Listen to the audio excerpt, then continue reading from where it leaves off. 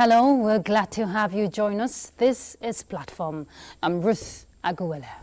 Export trade is generally considered as a veritable tool for sustainable economic growth. Nigeria is Africa's largest economy, which is tied to different indices. But looking at the nation's export trade volume in the wake of overdependence on crude oil export, there are challenges that has consistently plagued the nation's non-oil sector, both the demand and the supply. Figures from the Nigerian Export Promotion Council reveals that the value of Nigeria's non-oil export revenue recorded a marginal decrease to $4.5 billion. That was in 2023. Now, the drop represents a 6.3% decline from the $4.8 billion revenue accrued to government coffers. That was in 2022, and $500 million less than the $5 billion target set by the Council for the year.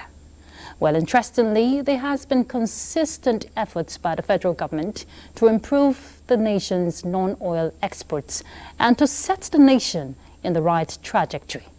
The Nigerian Export Promotion Council recently launched the World Trade Organization Standards and Development Facility for Sesame Seed and Cowpea, which is aimed at improving Nigeria's sanitary and phytosanitary compliance and reduce exports rejects to the barest.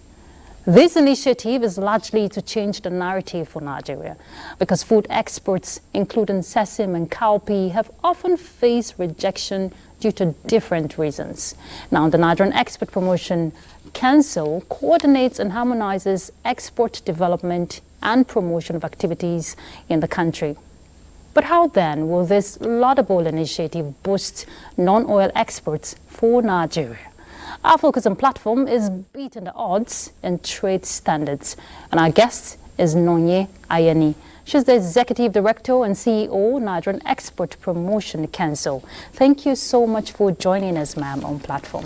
Thank you very much, and thanks for having me here. You're welcome. And just before we bring in our panelists, we'll just take you through a bit of her profile. Nonye Ayeni is the former and pioneer Managing Director of Signature Bank, PLC, one of the newly licensed commercial banks in Nigeria.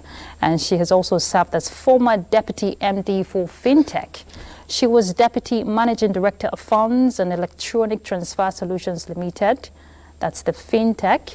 Until September 2022, where she served as an independent non-executive director at the FMDQ Exchange. She has also served as General Manager, Zenith Bank PLC, where she was responsible for the strategic management of multiple divisions cutting across treasury and financial services, correspondent banking, business development, e-business, human resources, and human capital management, among others.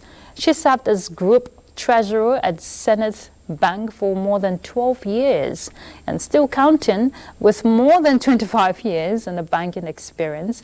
Nonye has expertise and deep understanding of virtually all areas of core banking, with emphasis on international and domestic operations, payments, general management, business development, risk management, customer satisfaction. We can go on and on, but let's leave it there. Thank you for this profile. Actually, I must say it's quite impressive. Thank you very much. All right, and this is where we bring in our panelists, and we have one of our business correspondent here at NTA, Comfort. Amadou Comfort, thank you. Always a pleasure to have you join us on Ruth. Platform. Let's talk business now. Of course, let's talk business. Always. All right, so but first of all, Madam Nonye, I have to congratulate the council for the feat just recorded. That's the WTO Standards and Trade Development Facility for sesame and cowpea. Great initiative. The world it just shows that Nigeria is beginning to do something right, and we're being put on the map, and the world recognizes that, and which is one good step to go. But you came on board, with a renewed vigor. You want to, push for non-oil export, which is what the council, is really pushing hard for. But you came with a different, aspects to that angle. So what is, what is it you met on board, when you came on board? Okay, thank you very much. That's a good question. When I came in, there are a lot of initiatives the council had done so much, you know, and what I'm trying to do is to build on what has been done before, and also to introduce some new things. So we can't just change everything, but they've done a lot, but there's still a lot to be done.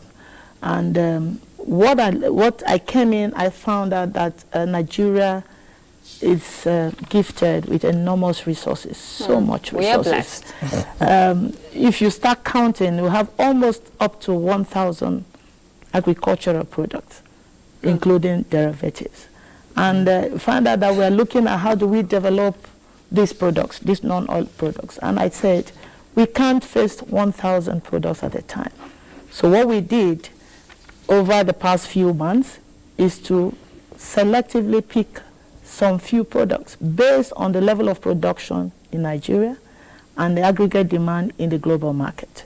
And then we give it our intensity and focus, so that we're able we've given ourselves within the next 12 months to 18 months, we want to see these products, the volume and the value of the export of these non-oil products double.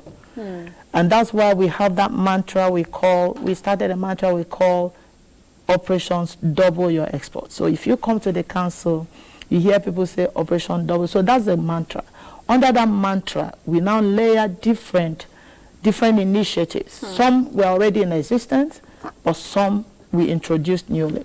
But let me start with the ones we introduced newly. Okay. And then I also go to the ones that they had before. We'll break down everything. Yeah. We'll have time to break it down, but just give us a summary of the ones. Okay, so we have what we call the Export 35 redefined. And I could speak a little bit, I'll give you so we picked 20 top products based on this criteria I told you. Then we look at 10 exporters, 10 major exporters for each of these products. Then we looked at 5 markets for each of these products. That's how we came up with 35. So I pick a cashew, for instance, and I look at cashew is one of the top products, agricultural products of Nigeria. I look at the 10 exporters, 10 major exporters. What do we need to do to enhance their capacity in terms of removing the logistics issues and make it easy for them to export? I'm going to speak to those things later. Then we now look along the value chain and see the smaller players. How do we gather them together so that we can scale up easily? And that's when I'm going to talk about aggregation center. And we'll get to the aggregation part. I see Comfort itching to pick up with a follow-up question, so go ahead, Comfort. Okay, so a whole lot has been done to promote Nigerian products, just like Ruth said.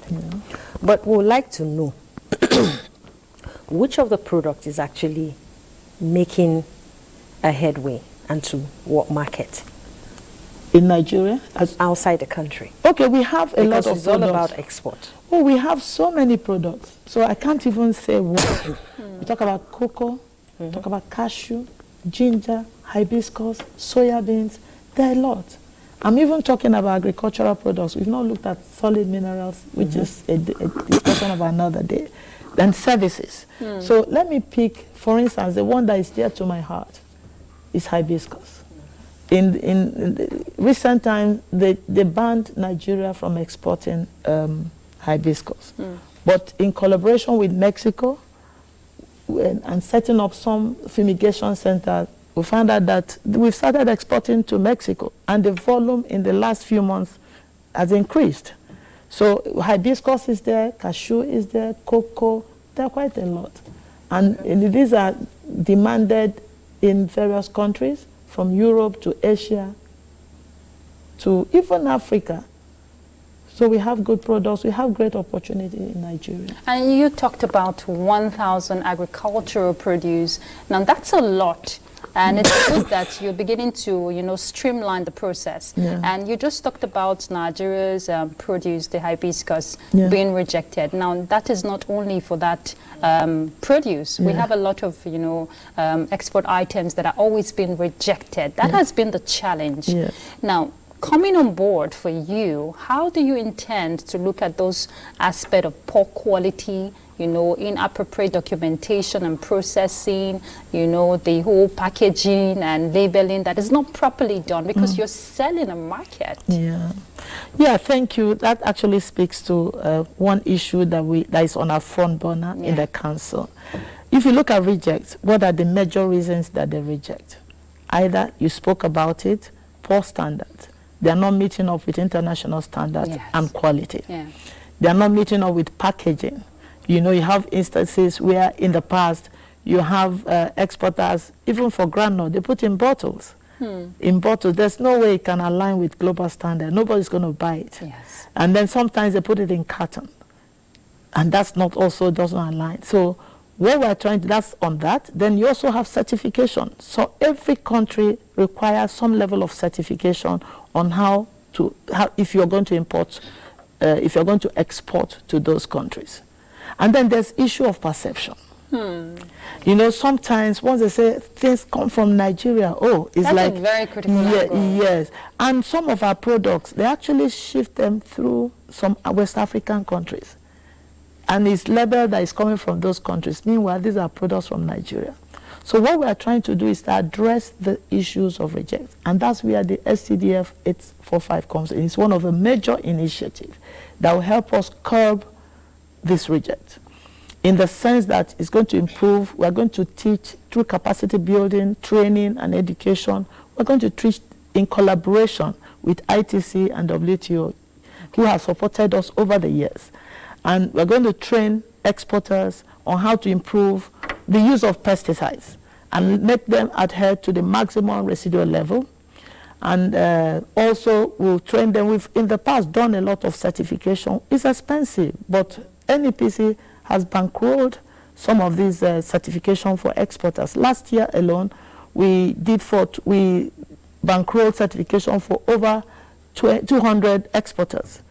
You know, and certification in HACCP, ISO 2200. So we'll continue to do that. Once we have instances where some exporters, they were not exporting. They are just, you know, this normal, take these products here. But when we certify them in conjunction with some of our development partners, they've started exporting. So we have some positive stories, some very good success stories to that. So in terms of rejection again, I'll speak particularly the one that is also very close to our heart. In the last 3 weeks, we had a high-level meeting with NACO. Another NACO. If you look at exportation through the air, by the air, you have basically two gateways, NACO and SACO. So we picked NACO. And we'll soon sign an MOU with them. If you go to NACO shed, you see vegetables and fruits thrown away. And sometimes they force themselves to send it maybe to Europe. And they are rejected, having bad image for Nigeria. So we're working with... And it rubs off on the rest. Yeah, so once you see that, oh, no, it's from Nigeria, it's rejected. So we are trying to take hold of the gateways for the air. So if we take hold of the gateways and make sure that whatever leaves Nigeria through the air is certified and is in good quality, then we're able to reduce that reject. Then I was speaking to perception. We are not as bad as they make us feel. Right? So we are doing a lot of advocacy with embassies, with development partners, to let them know that these are some of the things we are doing. In fact, sometimes when you engage them, you tell them some of the things that we are doing in Nigeria to ensure that we are meeting up with the standard, and they're like, wow, they didn't know.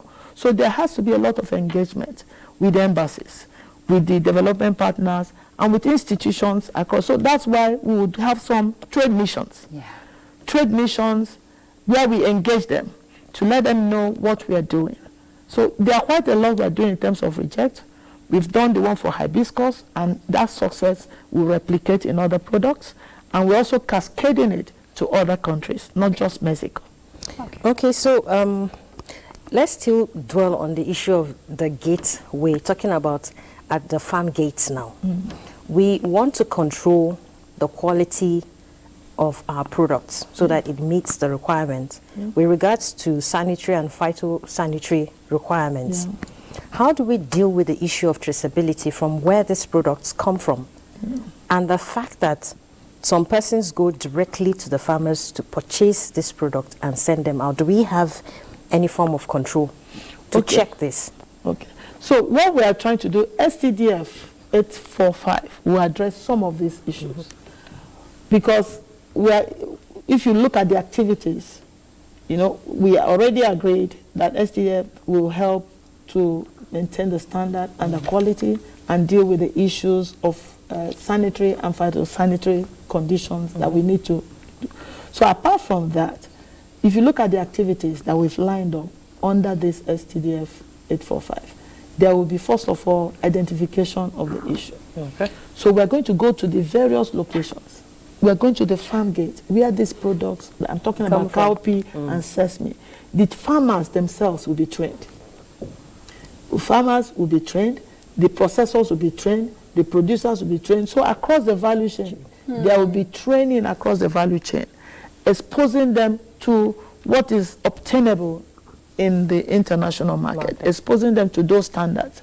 And then there will be M&E to look at what, so it's a whole process. That's why the project is going to be for 3 years. So it's going to go from the value, and again, talking about traceability. With that, when you train the farmers, you tell them what to do. So when these goods are coming, you already know where it's coming from. And then when we talk about aggregation center, the aggregation center, because at the end of the day, we're looking at if we have adequate support to set up aggregation center for this cowpea and sesame. And when you have aggregation center, you're able to know where each product is coming, from which farm, and then M&E will help us ensure that what they were trained on, that they're actually imbibing on it. So it's a whole long stretch. And part of what I gathered, you know, for the STDF is also the aspect, you talked about the monitoring and evaluation, which is very important for effective implementation. Laboratory testing. For certification. Now, how would you ensure at every level, because we're talking Nigeria, even though it's the 6 geopolitical zones that will be the aggregation centers, ensuring compliance, total compliance of these procedures? It's very important because you don't want to compromise standards. Okay, thank you. Another great question. Let me start by saying that when we looked at this, because if no matter what we do internally, if we do not pass these products through the laboratories, we also have those rejects. So 2 months ago, we had a high-level discussion. The management of NEPC, Nigerian Export Promotion Council, had a high-level engagement in Lagos with NAFDAC. Oh, great. Their management team. So we looked at, we even visited the laboratories. So they took us to all the laboratories in Lagos. So they have different sections. So we've already discussed with them. They are open to our exporters.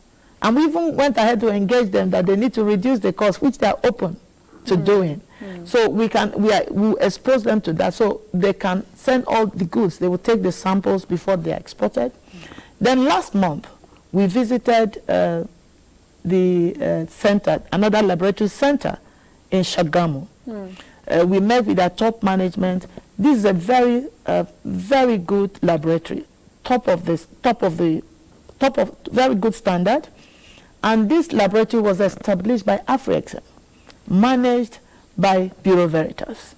So we had discussions with them. So we're also opening all these exporters to that. In addition, we're engaging them through AfriExim to see how we can set up laboratories in at least 6 geopolitical zones, so that people will not have to come to Lagos before they test the samples, because those are some of the challenges. So we are also looking at, as we go on, I'll tell you what we're putting in place to help break up the logistic issues. This is also one of the logistic issues. So we engage them, though it requires a little bit of funding, but we believe it will be done. By the time we set up one in the 6 geopolitical zones, then it's easy, it's closer to the farmers, it's closer to the warehouse, and we're able to make sure that the produce before, and even the value-added products, before they leave the country, they are certified and they've gone through the laboratory process.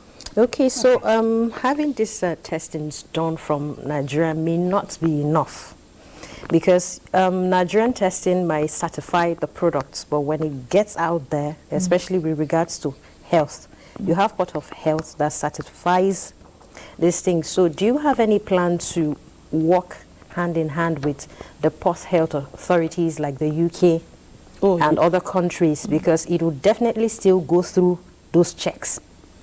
Okay, yeah, very good. We you know, when I started by saying, well, our work in Nigerian Export Promotion Council also involves advocacy.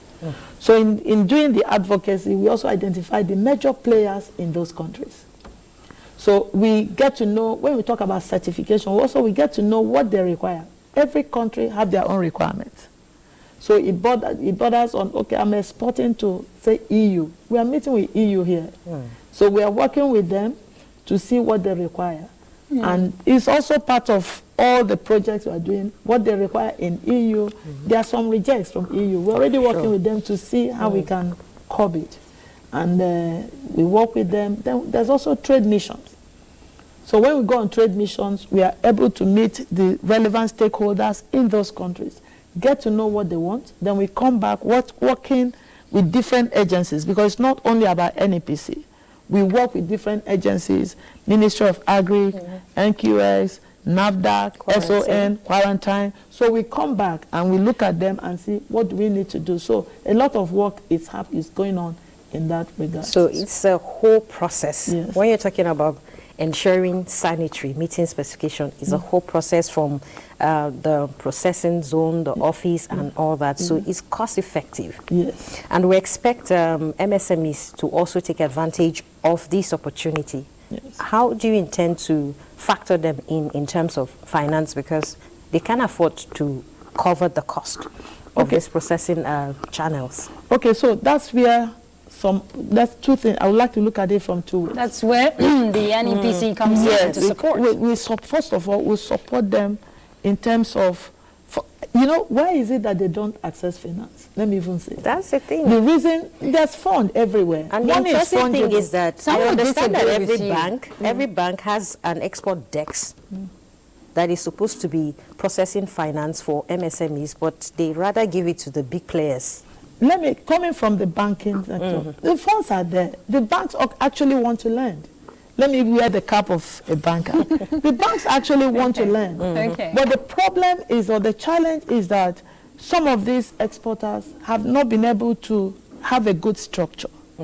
If you're a banker, you want to lend money, you want to see your money in and out, because these are depositors' money. So I can't lend when I can't see the money coming. So most of these exporters, or some of these people that have not been able to access these funds, is that they've not structured their businesses in such a way that the business is de-risked. If you de-risk a business, the banks will run after you to fund you. That's one. Two, they don't have a good structure. Some, I would take some typical, they don't know how to separate their capital from their profit. Some of them, you come in, somebody says, oh, I need money, just tips money and give the person, not knowing you're eating your capital. So if banks don't see how those structures, you have a good structure, you have a succession plan, you have a sustainable business, it will be difficult to access funds, not only banks, even other donors. So what we want to do in Nigerian Export Promotion Council, which is another initiative, is to train these exporters, especially at the lower end of the value chain, how to de-risk their business. It's not about the volume, it's about how you've de-risked your business. So there will be a lot of capacity building in showing them how to de-risk their businesses, so that they're even able to access funds either locally or internationally. You know, it's very critical if you're talking enhancing capacity and they're understanding the dynamics, how the monies or the capital, you know, should be streamlined for their effective business opportunities that will come their way, obviously. Now, you mentioned logistics aspect also. Is that part of the capacity building you're doing? Because advocacy is very important, and it has to cut across the value chain. Now, these exporters, some of them are not aware. When you mentioned the funding thing, that the funds are available, I told you some will readily disagree, because access to information, they say, is power, right? Yes. No, is the advocacy rather, you know, part of that aspect? Okay, so the advocacy, like I said, two things we're going to do. is to help them, teach them how to de-risk the business. And then also, in terms of helping them build their capacity, also open them up to where those funds are. Even some banks, they have, speaking to MSME you talk about, some banks have some money earmarked for MSME, and they're not, they are not even dispersed. That's the access to even I was information. opportune. Yes. So they are there. So if you look at MSME, some banks have those funds, and they are cheap. But if you're not able to de-risk your business, and to the extent that the banks will lend and see the money come back, it may be difficult to access those funds. Even globally, when some of those global funds, they can't access them. So that's one. So two things we are going to do in Nigerian Export Promotion Council. First of all, is to train them to how to de-risk their business and have a good structure so that they're able to access this finance. That's number one. Two, to create awareness for them to open them up to where they can get those cheap for. Even Nexim has funds. So we're already in discussion with Nexim. And are there criteria, Madam Noye, that, an entrepreneur needs, to be certified for these funds you're talking about? Because I've spoken with a lot of entrepreneurs, except those who have access to these opportunities. They will still tell you the bottlenecks involved. Okay. There will naturally be there will be some requirements. And that's one, first of all, is structure from our perspective. If you structure your business to the extent that there's succession plan, you're doing your tax, your books are in order, you're audited. Some don't even audit their books. If I want to learn, whether I'm Nexim or whether I'm a bank, I want to see your books because I don't sit with you. Your books, if you have an audited account, it shows that you have done this, you can see the structure. Yeah. Number two, you have to have succession plan. Yeah. Number two, we want to see your plan as to how you're growing. So those are the things NEPC is going to be doing. Okay. You understand? Moving forward. That's one other initiative. We're going to get some exporters and teach them, okay, this is what you need to do, this is what you do. And remember, some people think it's about big, it's not about being, not the size. There are some big companies that banks cannot lend to. There are some very small companies banks can lend to. Is that structure? And then want to see succession plan. Oh, great. Yes. If something happens, entrepreneurs don't really have. Key man risk. So if something happens, God forbid, is the business sustainable? So sustainability comes in. I agree with you because we have situations where entrepreneurs will probably purchase products, maybe say at 1 million, then they sell and use the same 1 million to go back into the market to buy. So they feel like they're operating at loss. That's because the business is not structured and they are not separating their interests or even their capital. Yeah, that's correct. That's very correct. Okay, now let's also look at the aspect when you started your mission for the NEPC. You were really pushing for digital marketing now to boost, trade exports, especially for exporters. How would the council go about that? Because the world is global and we're in the digital age. So that's actually one aspect a lot of marketers should deploy, right? Yes. And then sorry for the fact that the STDF also captures e-commerce. Yeah. So it's part of the project. Okay. Okay, fantastic. Coming from a fintech, digital is the future. Okay, can you hold that thought, Madam Noye? Just hold it there. We have to take a break. Okay. So let's ponder on that while we take this break. We're back. Stay tuned. Good to have you there. And the conversation is beating the odds in trade standards. Madam Noye, you were just going to respond to the question I asked on digital marketing to boost trade exports for entrepreneurs. So please go ahead. Okay, thank you. You started with fintech. Yeah, I said coming from the fintech background, I'll say digital is the future and trade is expansive when you layer it on digital. So we can no longer depend on face-to-face marketing or sales. So we are also looking at how we can connect our women and even other exporters on the digital platform. And that will help them expand their business, expand their scope, reaching out to the whole world. You can sit in Nigeria and layer all your products. You can sell. We have some success stories already, where you have some women exporters selling their products on Amazon. So STDF 845 is also will also help us in that regard, because it also covers e-commerce. So allowing the women and some other exporters to connect digitally to the whole world. That's one advantage. In NEPC, we're also looking at how we can expand our website. It's one of the things we're looking at. You layer where we have people can go into our website and see all the information, more like creating a market hub. A market hub where we layer all these agricultural products, even services. Services is another thing we're looking at. So you can't sell services face to face. It has to be layered digitally. So it's a very important thing that we're looking at. We're working with ITC, in conjunction with ITC and WTO, and STDF 845 will also help us achieve a lot in that regard. Unfortunately, I was in Abu Dhabi when they launched this wide women in export, in digital trade. I know you're very passionate about trade. Women in digital trade. We'll talk about the women aspect. Okay. Comfort, go ahead. All right. When you want to talk about export, it has to do with storage. Yes. Especially where sanitary and phytosanitary comes to play. Now, where is the point of aggregation and domestic warehouse here? Because you need to store these things in a container that meets specification itself, because keeping the goods is not just, because there are certain containers that could have been used for something else that would contaminate a specific product. Say you exported soya, and then you want to take out tomato or cowpea.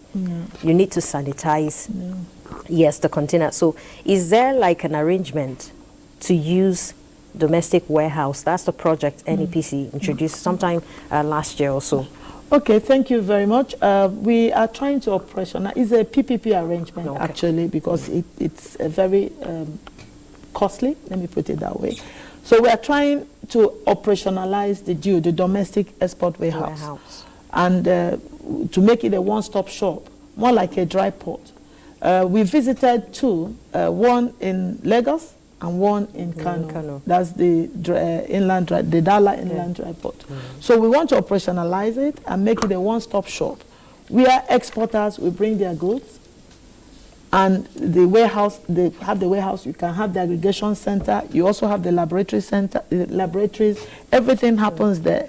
And then we are advocating for all the agencies to also be present in that place. So when you bring your goods, you put it in a container, you process it there, is labeled, is containerized and sealed. So through special trucks, it goes straight to the port, undisturbed. Unlike now where they have to be opening it. And then if it's where you have the rail or the barges, it goes straight to the port. So that will reduce the logistics, not only for the smaller players, for the big players. Because if you talk to most exporters, sometimes it takes about a month. And there are so many disruptions on the road. Especially because of the delay. Yeah, the delay. And this leads to contract cancellation. And if there are some vegetables, they get spoiled. And so those are some of the things we want to do to operationalize the deal. We believe that's a game changer. It's going to change the narrative. It's going to reduce costs for exporters. And it's going to make ease of exportation very good for them. I'm particularly interested in this cowpea and sesame seed, which is the rave now for the council. I'm actually wondering why, because it used to be shea butter, you know. I think maybe it's because of the value. We heard from the figures you read out, $7.2 billion, that was in 2023. Yes. And there's a target of $9.43 billion for 2028. Now, that's a huge, prospect there, if you want to look at it that way. And there are other, produce. You talked about 1,000 agricultural produce. Derivatives? Yes. And derivatives, yes. So, but will this initiative just launched by the WTO be replicated, to other produce? So we start picking out those ones that have been neglected for so long to look at the economic benefits also. Yeah, fantastic. You see, a journey of 1,000 miles begins with a step. Starts with one step. We successfully, with ITC, in collaboration with ITC and WTO, we've successfully done shea butter. There's a model Which center. was a success. Yeah, very success. That's why they came for the second one. So there's one model center in Shaki. You know, it's being run. It's like an aggregation center, and over 4,000 women have benefited from that. And you see, let's say some years back, you see people carry shea butter in small container. But you'll be amazed. We are fortunate to have the WTO, Dr. Ngozi, His High Excellency Dr. Ngozi Okonjo-Iweala. She came in. She was in NEPC 2021. She came in 2 days ago. She was to spend 20 minutes. She spent 2 hours. She was amazed. You see the quality of shea butter. If you see the packaging, and you will so love it. It's comparable to what you can get anywhere in the world.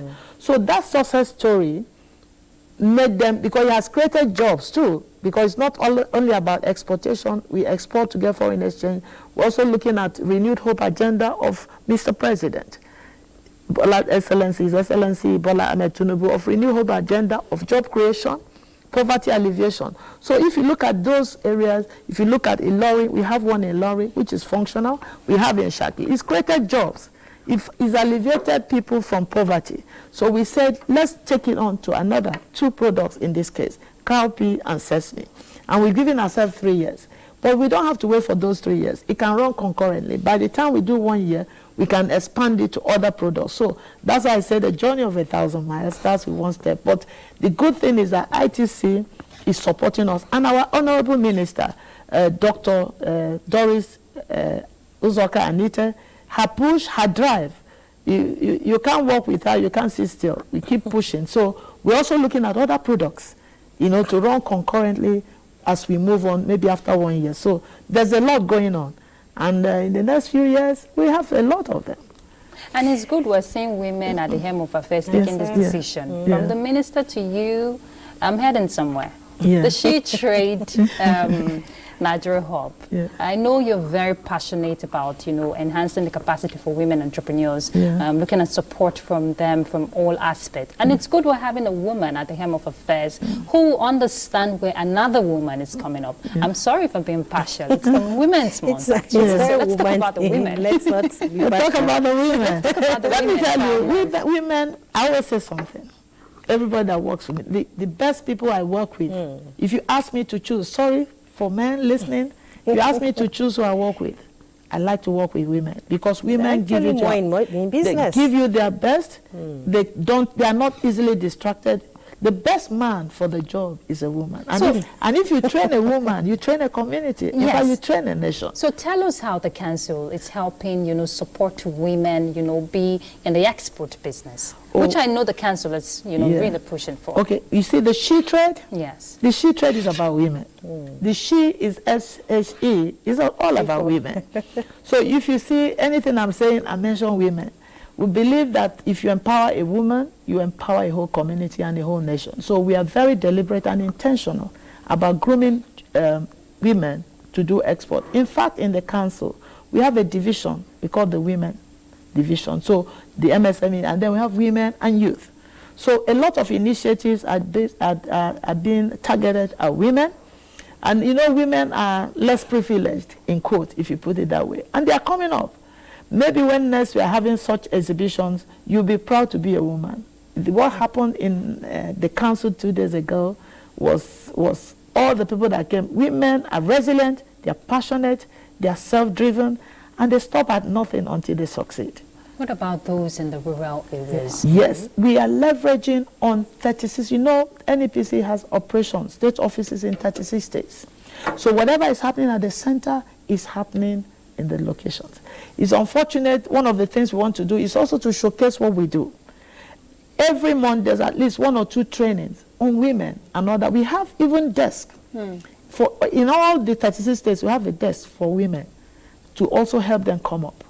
And they train them, capacity building in terms of good agricultural practices, how to do farming, how to gather them together. We have that going on across the 36 states of the Federation on a regular basis, leveraging on our state offices. and then they report to the center. And that's why when, even the one I talked about that happened on 2 days ago, we brought people from the east, from the west, and from the north. They were there. Is the one-stop shop across the 36 states still operational? Because I think it's going to be pivotal to this drive. Oh, yes. The one-stop shop. One product, one state. Yes. Yes. It's all encompassed. That's what we say. We carefully selected. I think that's OSOP or something. OSOP, yes. We carefully selected those 20 products. So you see that maybe if you pick cocoa now, it's in 3 different states. So every state is represented. So all those one state, one product, that OSOP is represented in our 20 product. There's a whole lot going into pushing for Nigerian products to be on the shelf of every country and not just Nigeria. And we will get there. We will get there, definitely, but there's a whole lot of informal businesses going on that makes it look like Nigerian products are not getting out because of in-person export. People travel and they carry their products with them. So it's not reflecting to show. That's why we have statistics coming out and it looks like maybe the export volume is dropping. Thank you. So what is the NEPC doing, or are you planning to work with the relevant agencies to curb this? It cannot be stopped. I know, like Hadejai, it's a spot where things go out of the country unchecked. So how do we deal with that? Okay, we thank you very much. If you know, when she started, they said the volume dropped. Honestly, it didn't drop.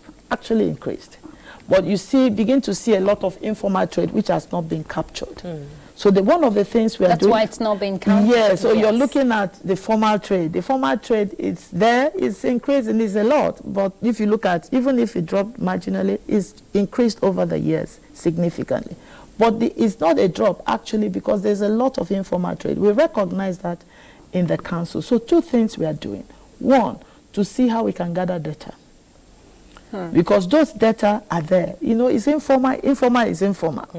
Both in the north, in the west, and in the south. There are 3 major hubs major hubs in terms of informal trade in the north. So what we've done is to identify those and then work with these. If you talk to them, because we've engaged them, we are also going to work something out to have an MOU with them. They want to do formal trade, so we're also going to train them. So we've identified them, so we know with them. The second thing is to identify those outlets, the border markets, the motor parks. Where are they in the south? Is it Oron? Where are they in the north? Where because are they the boundaries are very easy. Yes, so we've identified them, and we are beginning to work with them to at least first of all capture data. We've also engaged them to see what are their challenges, and they've told us their challenges. So that's where advocacy comes in, where we can see how do we remove these challenges or mitigate it or reduce it, so that they are willing to come to the formal sector. So we've engaged them so we are working on that, we're baking it. But something very critical is the aspect of intra-African trade. Yes. Now, there's a huge benefit, around that. While you're talking about the whole border aspect, Nigeria do business, you just see, we have neighboring countries we do business with, but like you said, they're not being captured because a lot of them are informal. So how would the council leverage on the African Free Trade Continental Agreement, to boost a well-structured trading and export within the African continent? Let's even, harmonize what we have as Africans before we're thinking outside. We're not saying we shouldn't do, Thank you very much. Charity begins at home. Yes. In the council, we've dimensioned it.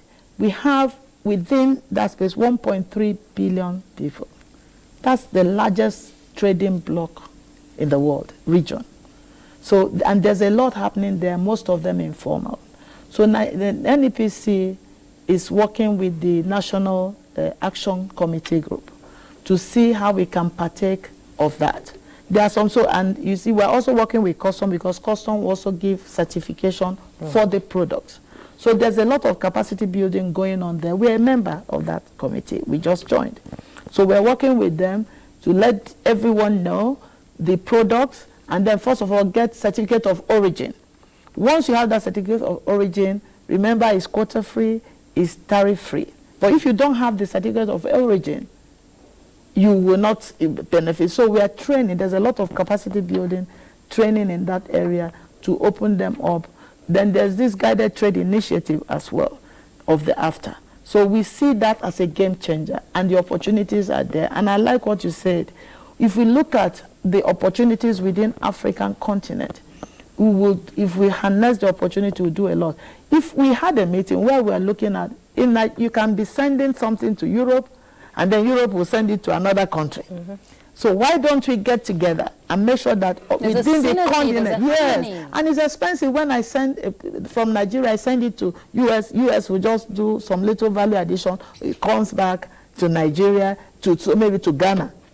But when we get together, so the African AFTA is a good game changer for not only for Nigeria, for the whole nations in the continent. Comfort, you have a very short question.